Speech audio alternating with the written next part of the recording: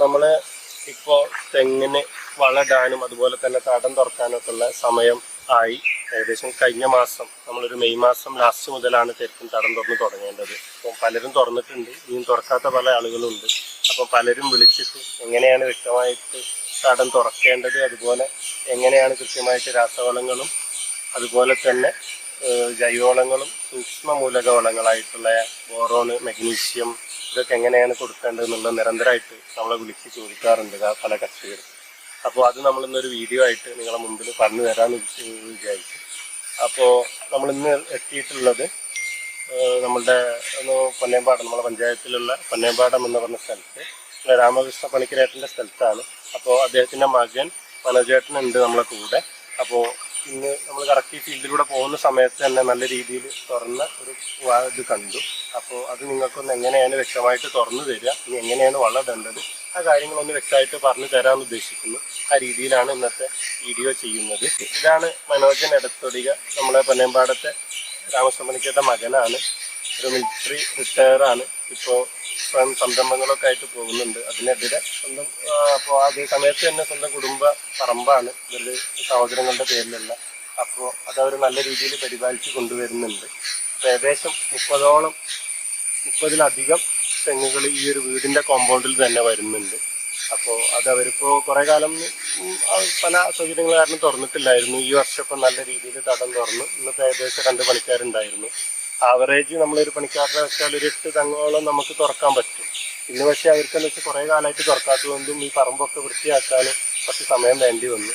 അപ്പോൾ നാളെ ഒരു ദിവസത്തെ വർക്ക് കൂടി അവർ പറഞ്ഞിട്ടുണ്ട്. അതോടുകൂടി ഈ തടം തുറക്കാമെന്നല്ല. അപ്പോൾ ഈ തുറക്കുമ്പോഴേ നമ്മളെപ്പോഴും ശ്രദ്ധിക്കേണ്ട ഒരു കാര്യം എന്താ വെച്ചാൽ, ശരിക്കും നമ്മളെ ഒരു തെങ്ങിൻ്റെ വേര് എന്ന് പറഞ്ഞാൽ അതിൻ്റെ പട്ട എത്ര വട്ടത്തിലാണോ പോണത് ആ വട്ടത്തിൽ തന്നെ മിനിമം അതിൻ്റെ വേര് എത്തിയിരിക്കും. അപ്പോൾ പലപ്പോഴും ആളുകൾ നമ്മൾ കുമ്മായോ അല്ലെങ്കിൽ വളമൊക്കെ ഇടാൻ പറഞ്ഞാൽ അതിനോട് അടുപ്പിച്ചിട്ടുള്ള ഈ ഒരു ഭാഗത്തൊക്കെ ആയിട്ടാണ് ഇടുന്നത് കാണുന്നത്. പലപ്പോഴും സ്ഥലപരിമിതി ആയിരിക്കാൻ കാരണം. പക്ഷെ അതിൻ്റെ ഒരു പരിമിതി, ഇവിടുത്തെ വേരുകൾ ഈ നമ്മുടെ വളം വലിച്ചെടുക്കാൻ വേണ്ടി അത്രത്തോളം ആക്റ്റീവായിട്ടുള്ള റൂട്ടുകളല്ല. അപ്പോൾ നമ്മൾ കൊടുക്കുന്ന വളം കൂടുതലും വെറുതെ ആവും, കൃത്യ സ്ഥലത്ത് കിട്ടാത്തതുകൊണ്ട് തന്നെ തെങ്ങിന് കിട്ടാത്തൊരവസ്ഥ വരും.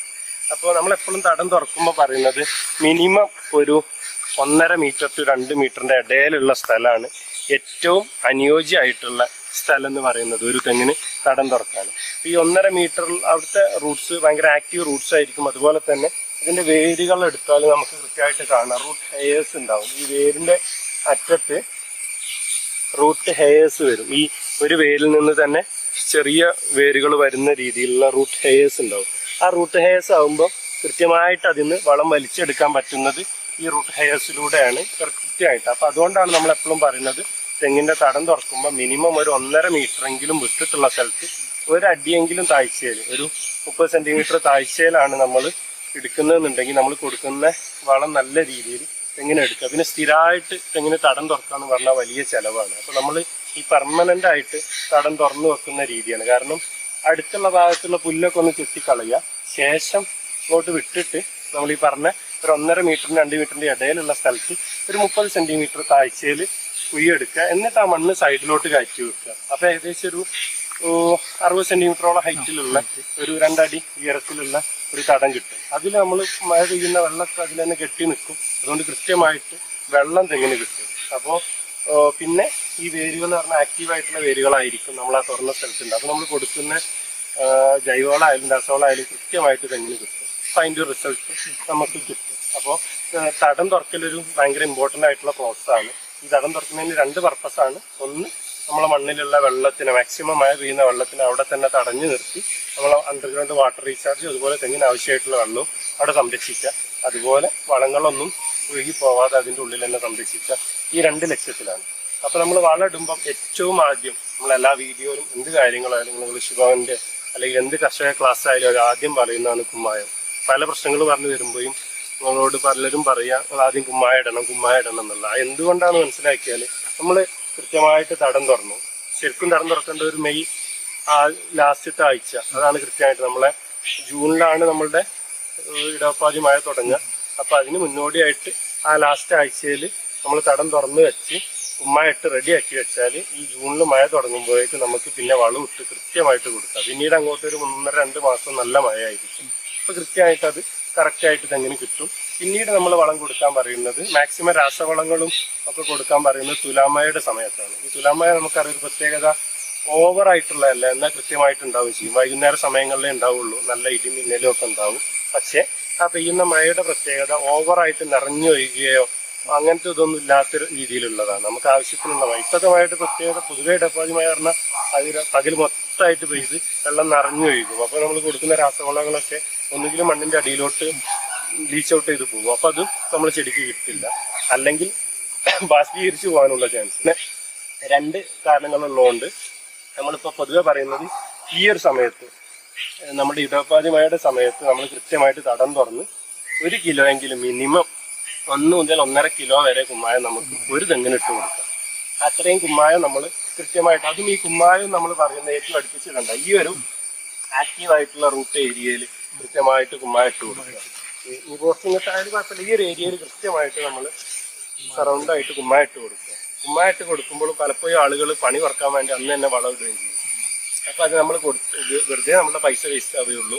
ഈ കുമ്മായത്തിൻ്റെ ഗുണവും കിട്ടില്ല, കൊടുത്ത വളത്തിൻ്റെ ഗുണവും കിട്ടില്ല. അതിന് കാരണം നമ്മൾ കുമ്മായം ഇടുന്നതിൻ്റെ ഉദ്ദേശം എന്താണെന്ന് വെച്ചാൽ മണ്ണിൻ്റെ pH റെഡി ആവുകയാണ്. നമ്മളവിടുത്തെ മണ്ണൊക്കെ ടെസ്റ്റ് ചെയ്താൽ അത് എപ്പോഴും ഒരു 5, 6 ഒക്കെ ആയിരിക്കും എപ്പോഴും pH, ചിലപ്പോൾ 4 വരെയൊക്കെ വരാറുണ്ട്. അപ്പോൾ ഈ പുളിപ്പിരസം ഭയങ്കര കൂടുതലാണ്. ഈ പുളിപ്പിരസം കൂടുമ്പോൾ മിക്ക മൂലകങ്ങളും ഈ ചെടിക്ക് വലിച്ചെടുക്കാൻ പറ്റില്ല. ആ സമയത്തിന് ജസ്റ്റ് ഒന്ന് മണ്ണുമായിട്ടൊന്ന് കലർത്തി കൊടുക്കുകയും ചെയ്യും. കുമ്മായിട്ട് ആ കുമ്മായത്തിനെ മണ്ണുമായിട്ടൊന്ന് കലർത്തി കൊടുത്താൽ കൃത്യമായിട്ട് മണ്ണുമായിട്ട് റിയാക്ട് ചെയ്ത് ഒരു 10 ദിവസമൊക്കെ കഴിയുമ്പോഴേക്കും മണ്ണിന്റെ pH നമ്മൾ വിചാരിച്ച ഒരു 6.5 ഒക്കെ മേലെ എത്തും. പിന്നീട് നമ്മൾ കൊടുക്കുന്ന വളങ്ങൾ നല്ലൊരു ശതമാനം വലിച്ചെടുക്കാൻ പറ്റും. അപ്പോൾ അതുകൊണ്ടാണ് നമ്മൾ ആദ്യം കുമ്മായം കൊടുക്കണം പറയുന്നത്. അപ്പോൾ ഈ സമയത്ത് ഇടവപ്പാതിയുടെ സമയത്ത് ഏറ്റവും നല്ല ഒരു 1.5 കുമ്മായം ഇടുക. ഒരു 10 ദിവസം കഴിഞ്ഞതിന് ശേഷം നമ്മൾ ജൈവവളങ്ങൾ, ഒരു തെങ്ങിന് നമ്മൾ മിനിമം പറയുന്ന 25 കിലോ ആണ് ജൈവവളങ്ങൾ. അത് നമ്മൾ ചാണകപ്പൊടി അല്ലെങ്കിൽ ആട്ടിൻകാഷ്ടം, കോഴിക്കാഷ്ടം ഇടുകയാണെങ്കിൽ ഉണങ്ങി പൊടിഞ്ഞ കോഴിക്കാഷ്ടം, ഇതേപോലെ ചാണകപ്പൊടിയൊക്കെ ആണെങ്കിൽ ഉണങ്ങിയിട്ടുള്ളതാണ്. പച്ച ഇട്ടാൽ ചിലപ്പോൾ ചെള്ള് ഇതുപോലെയുള്ള ഇതൊക്കെ അതിലാണ് പെറ്റി വരിക. അപ്പോൾ അത് നമ്മൾ അതിന് സോഴ്സ് ആവും. അപ്പോൾ ഉണങ്ങി പൊടിഞ്ഞ രീതിയിലുള്ള സാധനങ്ങൾ കൃത്യമായിട്ട് ഒരു 25 കിലോ ഒക്കെയാണ് പറയുന്നത്. അത് കൃത്യമായിട്ടും ഈ ഒരു ഭാഗത്തായിട്ട് അടുപ്പിച്ചിടാതെ കൃത്യമായിട്ട് ഏറ്റവും അകന്നിട്ടുള്ള ഒരു 1.5 മീറ്ററെങ്കിലും വിട്ടിട്ടുള്ള ഭാഗത്ത് കൃത്യമായിട്ട് അത് ഇട്ട് കൊടുക്കുക. എന്നിട്ട് വേണമെങ്കിൽ അതിൻ്റെ കൂടെ നമുക്കിപ്പോൾ സൂക്ഷ്മ മൂലകങ്ങളും പറയുന്നുണ്ട്, ബോറോൺ അല്ലെങ്കിൽ മെഗ്നീഷ്യം സൾഫേറ്റ് ഒക്കെ.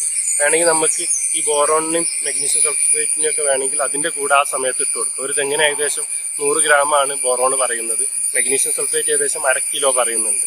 അതും വേണമെങ്കിൽ ഈ സമയത്ത് ഇട്ട് കൊടുക്കുക. അതാണ് ഏറ്റവും നല്ല പ്രാക്ടീസ് എന്ന് പറയുന്നത്. എന്നിട്ട് നമ്മൾ തുലാമയുണ്ട്, അതാണ് നമുക്ക് രാസവളം. ശരിക്കും നമ്മളെ POP റെക്കമെൻഡേഷൻ പ്രകാരം രാസവളത്തിന്റെ 1/3 ഈ സമയത്തും 2/3 തുലാമയുടെ സമയത്തും. പക്ഷെ അത് ബുദ്ധിമുട്ടായതുകൊണ്ട് ഏറ്റവും നല്ല ഫുള്ളായിട്ടുള്ള രാസവളം ആ തുലാമയന്റെ സമയത്തും ഈ സമയത്ത് നമ്മൾ നല്ല രീതിയിൽ കുമ്മായിട്ടിട്ട് ജൈവവളവും അതുപോലെ സൂക്ഷ്മമൂലവളങ്ങളും ഇട്ട് കൊടുക്കുകയാണെങ്കിൽ അതായിരിക്കും നല്ലത് എന്നാണ് എനിക്ക് തോന്നുന്നത്. നമ്മൾ ഈ നാട്ടിലെ ഇപ്പോഴത്തെ കാലാവസ്ഥയുടെ ഒരു അവസ്ഥയൊക്കെ വെച്ചിട്ട്, പിന്നെ പല സ്ഥലങ്ങളിലും ഈ അധികം മഴയൊന്നുമില്ലാത്ത സ്ഥലത്ത് അവർക്ക് ഇത് പരീക്ഷിക്കാം. നമ്മളവിടെയൊക്കെ സ്ഥിരമായിട്ട് വെള്ളം കയറലും അങ്ങനെ പല ബുദ്ധിമുട്ടുകളും ഉള്ളതുകൊണ്ടാണ് ഞാൻ ഈ ഒരു കാര്യം പറഞ്ഞത്.